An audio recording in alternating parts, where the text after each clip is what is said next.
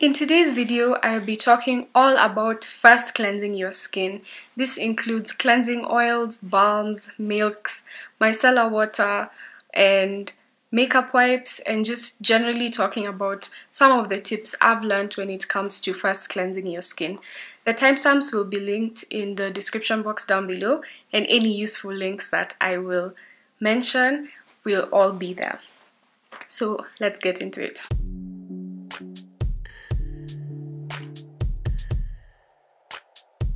Now, double cleansing is a practice many of us have unknowingly been doing for years, and especially those of you who wear makeup more regularly, you've probably been double cleansing for a long time. So I wanted to lead with oil cleansing, which is like the bulk of this video because it is currently the most popular first cleansing step. And so when it comes to oil cleansing, this is a method of cleansing your skin that is based on the principle that like dissolves like.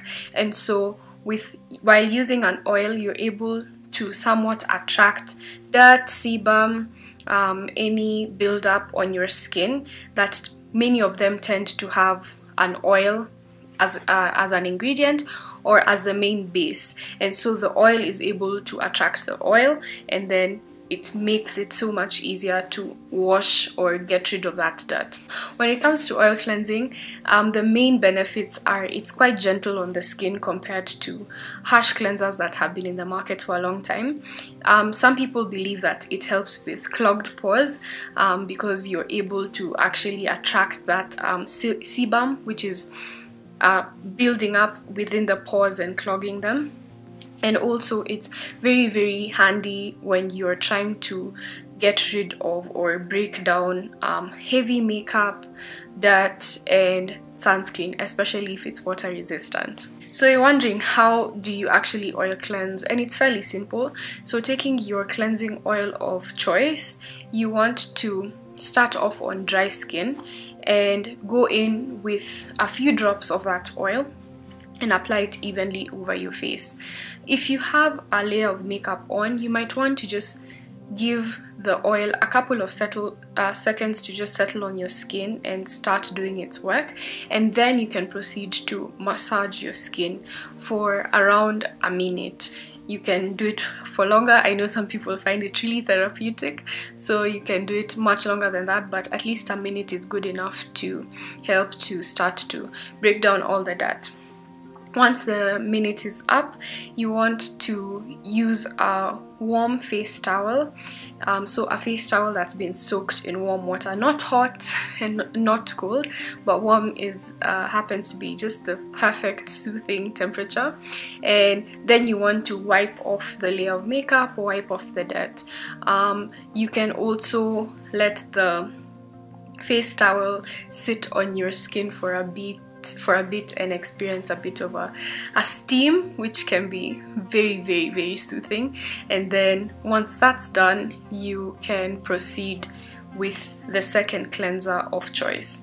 So I know that for many people, some people opt to do oil cleansing exclusively, but I personally think that it's best to go in with a second cleanser that has some form of cleansing agents in it. So and I'll be talking more about second cleansing in the next video in this series. So once you've done your oil cleansing, you can move on to second cleansing with your gentle gel, foam, or your liquid cleanser. When determining what oil cleanser you're going to use, it obviously there are so many factors in it, like your preference or your budget, your skin type, and whether you prefer to use just natural oils or store-bought oil cleansers.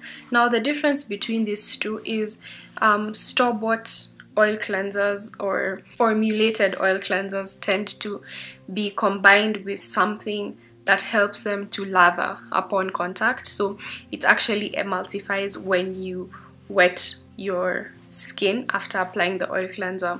And the pro of having this kind of oil cleanser is that it rinses off clean versus natural oil, or just using any oil you have on hand, just a plain oil.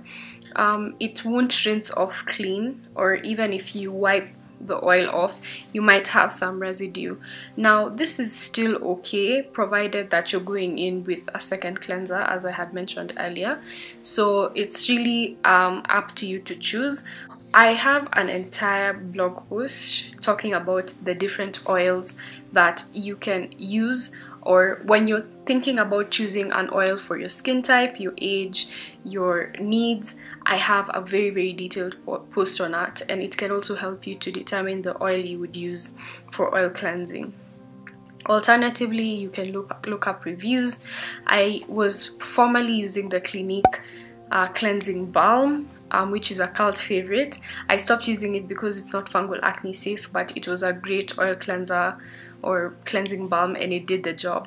My sister uses the Clinique Take the Day Off cleansing oil, and she really enjoys that as well. So it's really up to you to decide which one in the market would suit you best. I am currently using the Ordinary's Squalane oil, and I've been using it for a while, and I'll have a separate detailed review on it at some point on my channel here. Another one of the OG cleansers is Pond's Cold Cream. Now this one has been around since the 1800s. It was developed by a guy called Pond, and it's still quite popular today. So it's formulated with beeswax, mineral oil, and the cleansing action of something called borax. Now it also has fragrance and other ingredients that help to thicken the cream. And how it's used is like you basically apply it onto the skin with your fingers, and you just wipe off the cream plus the residue with a cloth or some tissue. According to the directions, I think you don't have to rinse it off, and it's supposed to be suitable for dry skin. I've personally never used cold cream, and so I cannot say about how effective or useful it is, but I know it has been popular, especially with the older generation in comparison to me. There are others called cleansing milks. Cleansing milks tend to just be like a thinner, runnier version of the cleansing cream. And with these, they tend to be formulated with some oils like jojoba oil, and they tend to be used primarily for removing eye makeup. And just like with cold cream, people don't tend to rinse them off. You just wipe down with a tissue or a cloth or a wipe, and it also seems to be beneficial for people with drier skin. So the next one that's also quite popular is micellar water. Now a micelle is a cluster that has a water loving end and a water hating, a hydrophobic and a hydrophilic end. And so what happens is the water hating end is the one that binds to the dirt, the oil, the buildup, and all that. In the case of micellar water, it is basically these micelles and a very diluted surfactant in a water solution. So the benefit of micellar water for people is, again, people tend not to rinse it off. You just need to wipe it off, and it really helps to break down the makeup. But I will be sharing a few tips close to the end around how you should just approach first cleansing, or how I approach first cleansing in general. The last thing I want to talk about in this video is makeup wipes. And I choose to save the worst for last. Makeup wipes are still a bit popular when it comes to removing makeup or first cleansing, and I know it's because they are quite good at, or at least for most people, they feel like they do the job in terms of wiping your makeup off. The issue with makeup wipes is, the first is, for many people, they would tend to skip second cleansing and just use a makeup wipe, and the issue with that is it doesn't clean your skin very well. That's number one. Number two is sometimes it just moves the makeup around as opposed to actually getting the makeup to get off the skin. Number 3 is it's quite irritating on the skin. Many of makeup wipes will have some drying alcohols in them or fragrance, which some people are quite sensitive to. Both the ingredients of the makeup wipes themselves and the action of using a makeup wipe on your skin, which can be very rough, can all irritate your skin excessively. And another issue with makeup wipes is they are not environmentally friendly. Like, the number of makeup wipes you have to go through on a daily or a regular basis is just not the best for the environment. And so when it comes to makeup wipes, you can definitely substitute them with a gentle microfiber face cloth, a gentle reusable face cloth, or reusable face pads. It's really not the first thing I would reach for as a first cleanser. So just a few frequently asked questions or things to consider around first cleansing. So is first cleansing mandatory for you? The short answer is no. If you use your regular rinse off face wash, it is capable of getting rid of all of your dirt, sebum, buildup, makeup, sunscreen, all of that, because it has surfactants in it, it has cleansing agents in it. The downside of not first cleansing is with a typical face wash or bar soap or whatever you use to cleanse your skin, you might need 2 or 3 washes to fully get rid of all the buildup, and that can be quite harsh on the skin. And as I talked about in my skin barrier video, which is the first in this series, I link it above, cleansing is one of the most damaging steps in your skincare routine when it comes to how it impacts your skin barrier. So you don't want to cleanse your skin too much if it's not necessary, and that's where the benefit of fast cleansing comes in, because by the time you're moving to your second cleanser, you've been gentle enough with your first cleanse and you only need to go through your second cleanser once. Another question would be, when should you double cleanse? So you don't need to double cleanse both morning and night. I know some people like to anyway, but I think that, at least for me, double cleansing at night tends to be what makes the most sense, because that's when I'm removing all the dirt from the day, all the sunscreen that I had applied throughout the day and reapplied. So if you've also worn makeup through the day, it's at night that you really want to focus on doing a good job at cleansing your skin. So I would say that cleansing or double cleansing once a day is good enough. Alright, so now I have some pro tips. The first is, I would recommend that you always rinse off your first cleanser, regardless of whether the directions say that you need to rinse it off or not.